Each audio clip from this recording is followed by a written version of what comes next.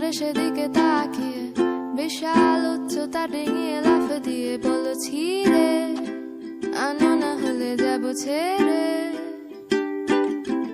কোন সাদা ছাড়া দরজার হাতল চেপে খট করে মুছড়ে দিয়ে আমাকে দেখে বলে যাবে নাকি নিয়ে যাব তাকে সাথে।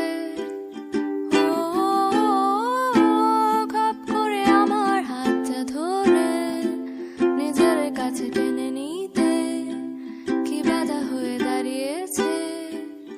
ও না দেখে শুনে কিছু জানিয়ে নিজে আড়ালে লুকালে আমাকে তুমি ডুবালে। আমি কার পিছে নিজের জন্য যাব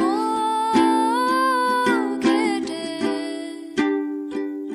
তোকে বলেছে যে দেখে অন্যের জন্য মোমবাতি পানিতে না দিয়ে শুকাতে। অন্যের জন্য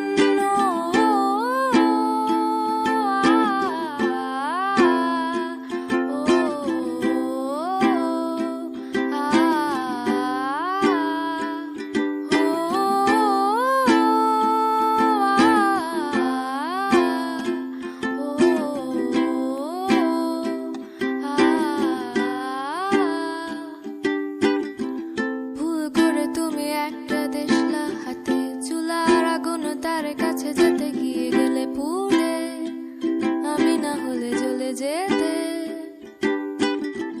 যত বাধা ছিল সব কটা ভেঙে চুরে খট করে ভাগ্যের উপরে পাড়ারে বাক্সটাকে ফেলে চুলারি নাগালে।